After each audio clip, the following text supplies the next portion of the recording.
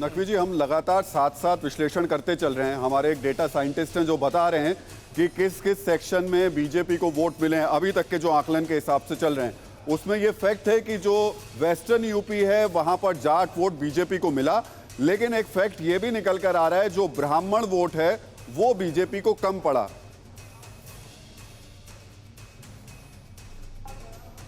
देखिए, मुझे लगता है कि ये तो आप विश्लेषण जो लोग करेंगे उन विश्लेषकों का अपना विशेषाधिकार है और वो अपना करते रहेंगे। लेकिन मैं खुद चुनाव का काम पार्टी में देखता हूँ, तो मैं तो एक एक सीटों पर जो हम लोगों का रिपोर्ट्स आती थी, वोटिंग के बाद आती थी, फर्स्ट से पहले चरण, दूसरे चरण, तीसरे चरण, सातवें चरण तक जो रिपोर्ट्स आई, उसके बाद बूथ की जो रिपोर्ट आती थी और बूथ का जो पन्ना प्रमुख और कार्यकर्ता रिपोर्ट देता था, उसके आधार पर हम ये बात कह सकते हैं कि समाज के सभी वर्गों का जो है वो हमें वोट मिला है। एक चीज़। दूसरी चीज़, ये कोई नहीं कह सकता कि हमें 100% वोट मिल जाएगा कोई, ये तो हम जो डेमोक्रेसी है साहब, कोई कहीं उनको भी मिलेगा, हमको भी मिलेगा।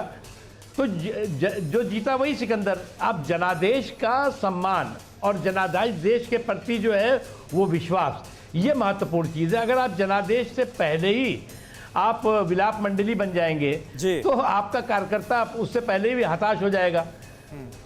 अच्छा नकवी साहब, अखिलेश यादव की तरफ से, समाजवादी पार्टी के बड़े नेताओं की तरफ से जो बयानात सामने आ रहे हैं उसमें चुनाव की व्यवस्थाओं पर एक तरह का सवाल खड़ा किया जा रहा है। ईवीएम को लेकर सवाल खड़े किए जा रहे हैं। कई जगहों पर उत्तर प्रदेश में जो इक्का दुक्का घटनाएं हुई उसके मुद्दे को उठाया जा रहा है। तो क्या आप ये मानते हैं कि कहीं ना कहीं हार का ठीकरा एक बार फिर ऐसा तो नहीं होगा कि ईवीएम पर फोड़ा जाएगा? देखिए, ईवीएम लगातार कई चुनावों के बाद हर चुनाव में उसमें तमाम तरह के जो भी शंकाएं राजनीतिक पार्टियां करती हैं, बीजेपी करे, समाजवादी पार्टी करे, कांग्रेस पार्टी करे या कोई भी पार्टी करती है, उसमें सुधार होता है। वीवीपैट पहले नहीं था कि साहब ये ईवीएम में हमने डाल दिया, हमारा वोट कहाँ चला गया।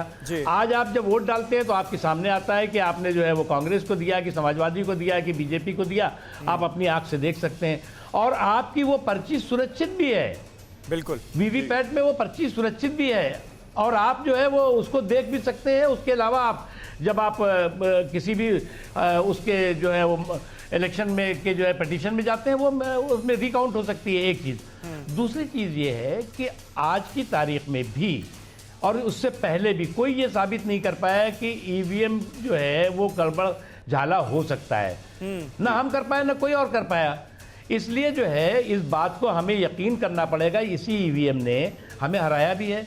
दिल्ली में इसी ईवीएम में हम हारे, इसी से हारे हैं। उसके बाद भी जो है इसी ईवीएम से जो है हम पश्चिम बंगाल में हारे हैं, कई राज्यों में इसी 7-8 सालों में हम हारे भी हैं जी, और दूसरी विपक्षी पार्टियां जीती भी हैं।